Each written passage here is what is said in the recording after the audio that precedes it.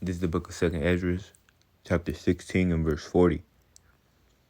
It reads, O my people, hear my word, make you ready to thy battle, and in those evils be even as pilgrims upon the earth. Shalom, shalom, Akim. Before I begin, I want to start off by giving all praises, honor, and all glory unto Yahweh, Bahashim, Yahushai, Bahashim, Rakakudash. Double honor to the elders and apostles of the great millstone who rule and teach well. Peace, blessings, and salutations unto the hopeful elect. I'm the brother Gabari Allah coming at you with another lesson. Alright, and today's lesson is going to be based off pretty much this. The title is Too Comfortable, or Do Not Be Too Comfortable. And funny enough, Future has a song entitled Too Comfortable. Okay, and I was in the shower, and the song started playing, Too Comfortable, don't get too comfortable. And it's true, especially in these times, where we shouldn't be getting too comfortable. Okay, especially in this world. We shouldn't be getting too comfortable in this world, in this lifestyle, in these women, in these hobbies, and these things that are outside of the truth, outside of this ministry. So I'm going to bring it back to 2nd Esdras chapter 16. And I'm going to start at verse Salaki.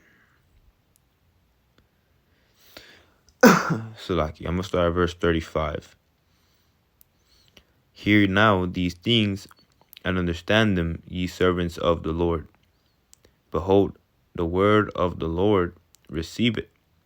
Believe not the powers of whom the Lord Believe not the powers of whom the Lord spake. Behold, the plagues draw nigh and are not slack. As when a woman with child is in the 9th month bringing forth her son, with 2 or 3 hours of her birth great pains compass her womb, each pain, and when the child cometh forth, they slack not a moment. Okay, so when a woman is in labor, is about to give birth in the 9th month, which is how long a woman is in pain or pregnant for before the child comes out. And it's pretty much always in the 9th month. It's saying that it will not slack. Okay, meaning it's not gonna be late, or it's not gonna not happen. Okay, verse 39. Even so shall the plagues be slack to come upon the earth. Salakia.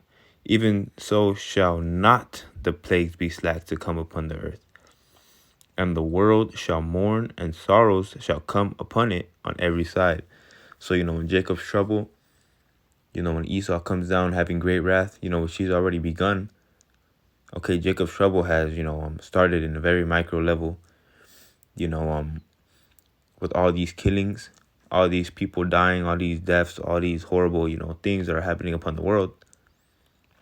All these things are going to eventually kick off martial law, and all these things will eventually have Jacob's trouble in full swing, in full effect. It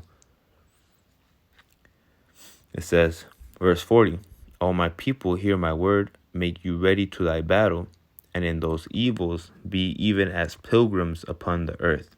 So a pilgrim doesn't have a set home. A pilgrim cannot be comfortable in a home. You cannot be attached to that home, to that lifestyle, to that body, to that, scenery. A pilgrim has to constantly be moving. A pilgrim will, that's nice, but, you have to keep going. And we have to be as pilgrim on those worlds, both literally and figuratively. We cannot be too attached to this world and the things that this world brings us happiness. You cannot be attached to these things, to going out, and you can't be too attached to your lady. You can't be too attached to your kids, man. I mean, these are certain things that we're gonna have to sacrifice, in order to make it into a chariot, ultimately, because that's the ultimate goal. And obviously, you know, we will, there will be an opportunity for your kids and for your children, for your family, your women or whatnot, to be saved. Okay, but you have to first and foremost put this truth first and be able to be willing to sacrifice. Okay, just like just like Abraham did Isaac, you know. And Abraham had a great faith that, even if he does take him, I have faith that he'll bring him back. That took tremendous faith, and that's the faith that you have to have coming into Jacob's trouble, coming into these horrible, horrific times. Okay? So we cannot be too comfortable in this world. We cannot be too comfortable in doing things, and just being comfortable with going to the grocery store and having, food readily available. You can't be going, having fast food, it's all readily available and whatnot. That's all bringing you comfort. Having water in the fridge, cold water all the time. When it's too hot, you turn on the AC. When it's too cold, you turn on the heat. These are all things that bring you comfort. But what happens when all of that is taken away, man? That's when the real spirits, the real men of Yahweh Hashem Yahushua are going to have to speed up and be as pilgrim upon the earth and ultimately sacrifice things. And that's what we're doing now. We're sacrificing things every day. Okay. So now I'm going to go to the book of Matthew chapter 19. And I'm going to start at verse 28. And Yahushua said unto them, or actually, let me see.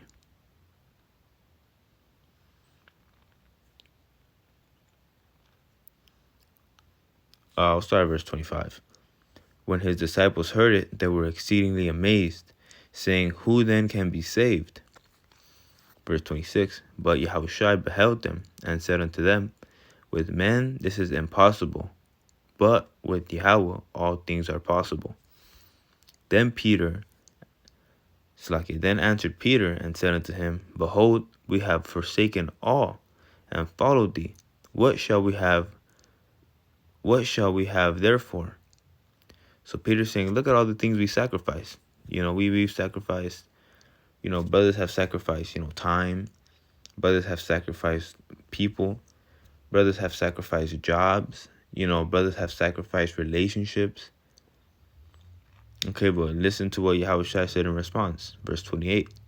And Yahushua said unto them, Verily I say unto you, that ye which have followed me in the regeneration, when the Son of Man shall sit in the throne of his glory, ye shall also sit upon 12 thrones, judging the 12 tribes of Israel.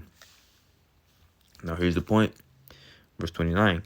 And everyone that hath forsaken houses, or brethren, or sisters, or father, or mother, or wife, or children, or lands for my name's sake, shall receive 100-fold, and shall inherit everlasting life. Okay? And that's part of not being too comfortable. That all, circles back to being comfortable. Okay, if you're too comfortable with this world, you're not going to be able to do this. You're not going to be able to sacrifice certain things that you have to be willing to sacrifice. Okay? You cannot be too attached to your woman. You cannot be too attached to your kids. You can't be too attached to this world, to your job. Okay, because when Yahweh Shemel Shai gets to calling, and when he needs us to sacrifice things, you have to be willing to let go of it. You say, all right, cool. This is what I got to do. I have to let you go. This is what I got to do. And you have to sacrifice. Because we're coming into very times where anything you do for Yahweh Shemel Shai, and anything you did for Yahweh Shemel Shai is going to be that much more magnified. Because all your works are going to be played out right in front of you. And if you did works good, if you sacrificed, if you were not too comfortable, if you did the things that you had to do in this ministry, you're going to have a beautiful path to the kingdom.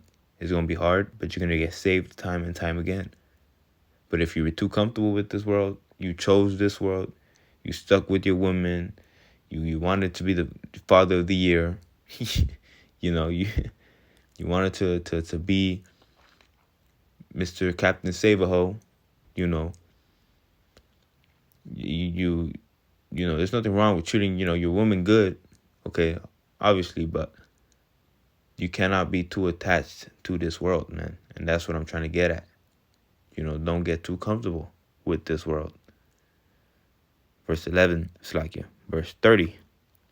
But many that are first shall be last, and the last shall be first.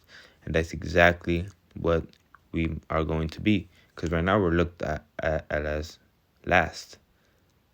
You know, right now we're looked, you know, people look down on us. They think that we're, you know, good for nothing. They think that, you know, we're wasting our time and this, that, and the third. But when those works start to get magnified, and when the Lord starts giving us the rewards of our labors, our fruits, and when people are starting to see that, well, what the hell is going on? Well, why are they safe? You know, well, why are they eating and we're starving? What's going on here? You know, and you're able to sacrifice and you're able to leave and you're able to go. That's a beautiful spirit to have. That's a beautiful